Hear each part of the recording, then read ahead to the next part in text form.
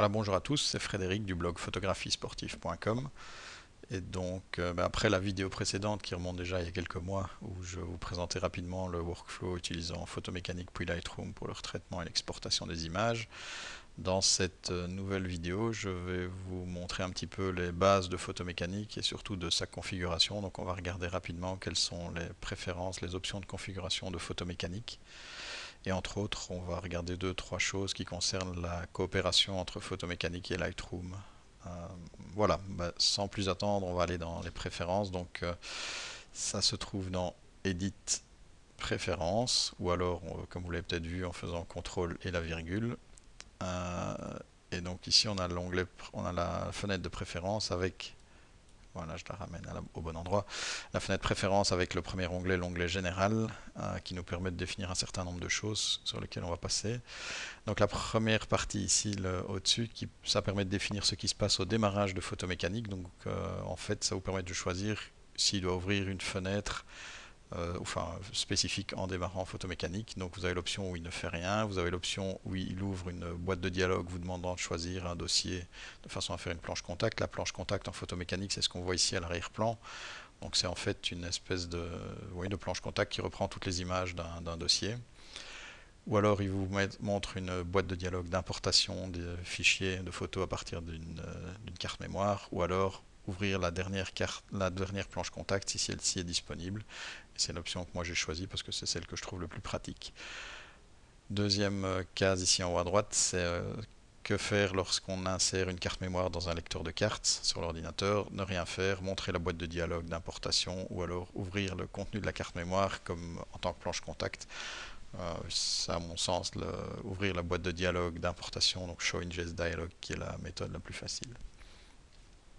Alors, le deuxième élément sur lequel je vais m'attarder ou le troisième plutôt sur lequel je vais m'attarder dans ce premier onglet, c'est la boîte ici, la partie Color Class. Donc ça permet de, tout comme en Lightroom, dans d'autres logiciels, on peut attribuer des classes de couleurs, donc des codes couleurs à certaines photos pour les différencier des autres.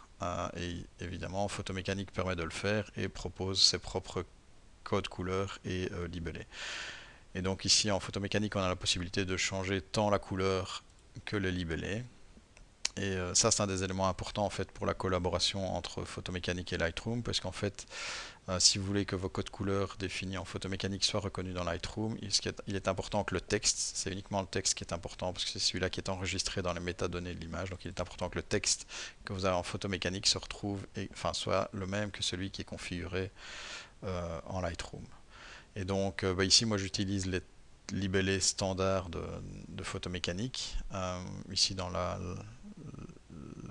petite icône avec un éclair, etc. C'est une boîte de dialogue qui permet d'ouvrir des paramètres de configuration personnalisés. On voit on peut retrouver la configuration pour Adobe Bridge, pour Lightroom, pour Aperture ou alors la Photomécanique par défaut. Si je prends par exemple Lightroom, on va voir que là il a changé les couleurs des classes de couleurs pour les adapter sur ce que propose Lightroom. Et alors les libellés, il remet les libellés de Lightroom mais en anglais. Vous pourriez très bien, par exemple, utiliser les mêmes codes couleurs que Lightroom et donc choisir Lightroom, mettre les noms, traduire les couleurs ici en français et quand c'est fini, enregistrer les préférences de façon à ce que vous ayez les préférences enregistrées, donc les préférences pour les classes de couleurs et l'enregistrer avec votre nom. Donc si je le fais comme ça rapidement, donc c'est rouge par exemple, c'est jaune, c'est vert, c'est bleu et c'est pourpre. Et donc en Lightroom, vous n'avez que 5 classes couleurs alors que Photomécanique en a 7. Donc voilà, je l'enregistre par exemple en LR français. Hop. Voilà, donc là il est enregistré. Donc si je change pour mettre autre chose, j'ai la possibilité ici Lightroom français euh, qui peut être réutilisé. Moi, je vais le remettre sur mon défaut Photomécanique. Mais donc c'est important que vous ayez, donc je disais, le même texte ici dans Photomécanique que dans Lightroom. Et donc dans Lightroom, en fait, ce texte s'adapte. Voilà, je reprends Lightroom, c'est dans la vue en grid comme ceci. Vous allez dans Métadonnées, ensemble de libellés de couleurs et modifier. Et donc c'est là que vous pouvez définir les libellés de couleurs, le nom que vous associez aux différents libellés de couleurs. Et donc c'est important qui correspondent à ceux qui sont définis en photomécanique. Et donc, comme en photomécanique, vous avez des paramètres prédéfinis. Ici, il vous en propose moins. Évidemment, il vous propose Lightroom par défaut, mais vous avez la possibilité de définir les vôtres. Et donc, quand vous faites la modification que vous avez souhaitée, vous retournez ici, vous faites enregistrer les paramètres actuels en tant que nouveaux paramètres, et comme ça, vous aurez enregistré vos préférences. Donc voilà. À vous de choisir les valeurs que vous voulez. L'important étant donc que les mots se retrouvent d'un côté à l'autre de façon à ce qu'il affiche correctement les couleurs. Enfin, les images sélectionnées par code couleur. Encore une petite chose en fait, tant qu'on est dans Lightroom, donc on a vu pour les couleurs, les classes de couleurs, mais il y a encore une petite chose aussi qu'on doit faire. Et donc puisqu'on est dans Lightroom, on va le faire immédiatement. Donc on va dans les éditions, dans les paramètres du catalogue en fait, et dans la gestion des métadonnées, on va dire à Lightroom qui doit écrire automatiquement les modifications au format XMP dans les fichiers annexes. Et donc ça veut dire que chaque fois qu'on fera une modification dans les métadonnées, les mots-clés, dans les codes couleurs justement éventuellement qu'on va attribuer ici, il va enregistrer ces informations dans les données XMP. Et donc ça veut dire que les modifications sont sauvegardées. Donc si vous rouvrez le fichier après, par exemple dans Photomécanique, par exemple la modification de code couleur sera également vue, visible dans Photomécanique. Donc voilà, c'est important de l'avoir coché également. Voilà, donc on va continuer maintenant dans Photomécanique. Deuxième élément important où il y a quelque chose qui peut être intéressant, c'est par exemple ici, donc la deuxième page Contact Sheet, donc pour les planches contact, vous pouvez choisir la taille par défaut des vignettes, donc des images. Et alors, ici, cette option-ci permet de combiner en une seule vignette les photos en RAW ou en JPEG. Si vous la décochez, il va afficher deux photos, une pour le RAW, une pour le JPEG. Alors celle-ci peut également être intéressante, c'est les libellés. En dessous d'une photo, il a la possibilité d'afficher un libellé. Par défaut, c'est uniquement le nom. Donc voilà le nom de mon fichier.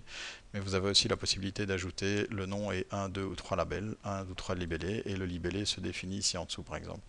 Donc ici, j'ai défini un libellé avec des variables. Ce sont les variables qui correspondent en général aux exifs ou à l'IPTC de la photo.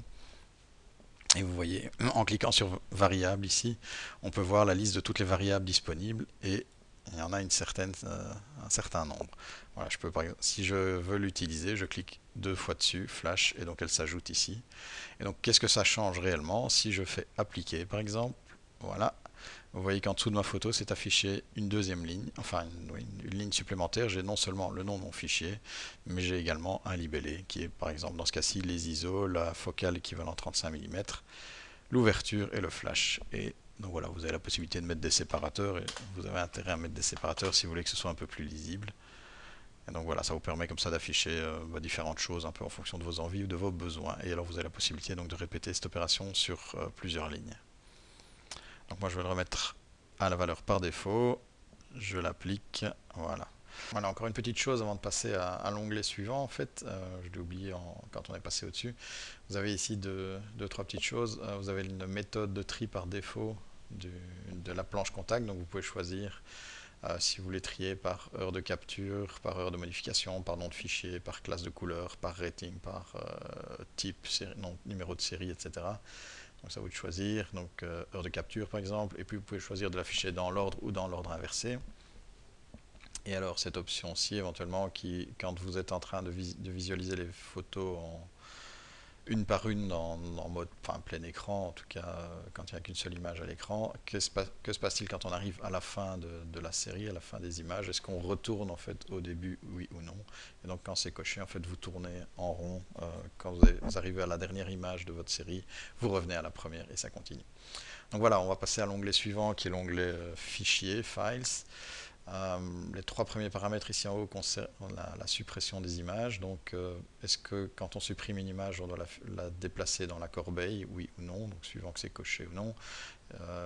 Si c'est coché, ça va également jouer un petit son lors de la suppression d'image. Et alors, cette boîte ici, cette option-ci, Never warn when deleting a photo, que je trouve importante, vous avez intérêt à la cocher, c'est-à-dire que quand on supprime une photo, il ne va pas vous mettre un message d'alerte ou une boîte de dialogue vous prévenant est-ce que vous êtes vraiment sûr que vous voulez supprimer la photo, ça peut vous ralentir, c'est un peu gênant je trouve. L'option ici qui est décochée, je pense qu'elle est décochée par défaut, à mon avis il vaut mieux la laisser décochée puisque ça vous permet éventuellement de modifier les fichiers qui se trouvent sur les cartes mémoire, ce qui est généralement peu recommandé, donc il vaut mieux ne pas le faire. Et alors, voilà. On va passer à l'onglet suivant, Launching, qui vous permet en fait de configurer ici et là quels sont les programmes à utiliser lorsque vous voulez éditer des photos ou des vidéos. Donc vous pouvez laisser votre operating system décider en fonction des associations de fichiers, ou bien alors vous pouvez vous-même choisir une application à utiliser. Cette option-ci également est intéressante, c'est quand vous avez des fichiers RAW et JPEG donc pour la même photo, sur quel fichier fait-on l'édition de la photo. Évidemment, il est conseillé de choisir le fichier RAW, ce qui est plus logique. Alors encore, on va passer à l'onglet suivant, IPTC XMP. Cette partie ici au-dessus, enfin ces deux parties ici au-dessus en fait sont également importantes pour la collaboration entre Photoshop, entre Lightroom et Photomécanique, ou Photomécanique et Lightroom. Et donc il faut définir en fait que quand on utilise des fichiers JPEG, TIFF, PSD, DNG, il va d'abord utiliser les données XMP avant de lire l'IPTC. Vous avez l'autre option qui est l'inverse évidemment. Et alors pour les fichiers TIFF ou les RAW, il doit d'abord lire le sidecar, l'XMP en sidecar avant de lire l'XMP qui est intégré. Et alors pour les JPEG, donc il faut cocher aussi cette case-ci, ajouter les données IPTC. Quelles autres informations? Oui, peut-être ici, ça peut toujours être utile. Donc le logiciel donc Photomécanique n'est disponible qu'en anglais. Malheureusement, il n'est pas disponible en français. Il n'est pas très compliqué, vous l'avez vu. Vous êtes peut-être en train de le découvrir. Mais alors, malgré ça, vous avez quand même la possibilité d'avoir un correcteur orthographique de base, enfin, qui est en français. Donc c'est une option qu'on peut choisir ici. Donc vous pouvez choisir un dictionnaire français éventuellement pour corriger les champs texte. Alors, on va passer à l'onglet suivant, qui n'a pas grand-chose éventuellement à configurer, je pense. Cet onglet-ci, pour tout ce qui concerne le cache et donc les performances de Photomécanique, c'est important. Donc le premier onglet vous permet de choisir un dossier sur le disque où vont être stockés les fichiers cache. Donc de préférence choisir un disque dur rapide ou comme un disque SSD par exemple. On a la possibilité de choisir la taille de son cache.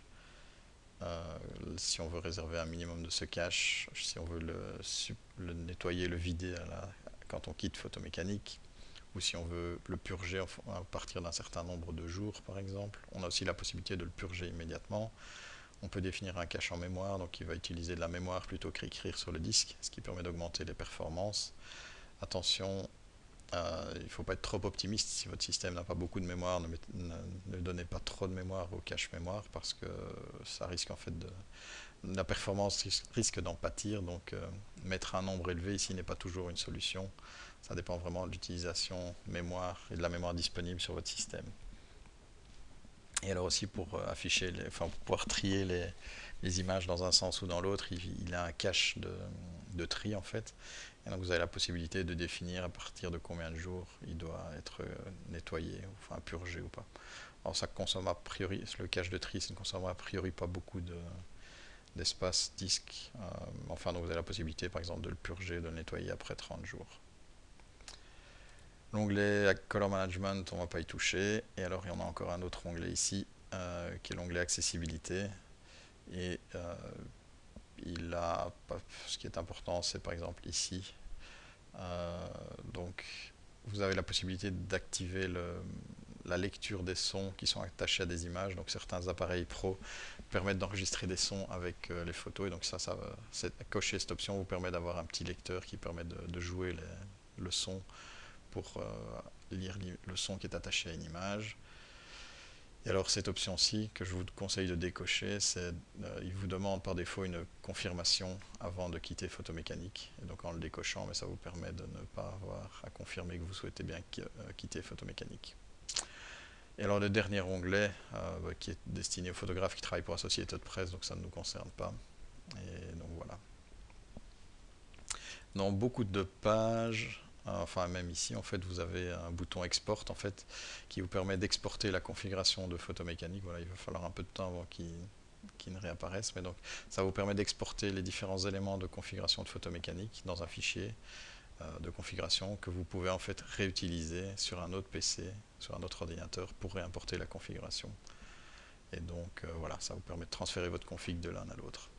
Voilà pour cette première vue de préférence de photomécanique, et donc on abordera un peu plus photomécanique et son utilisation, l'importation, le tri des photos, etc. dans des vidéos ultérieures. Voilà, au revoir.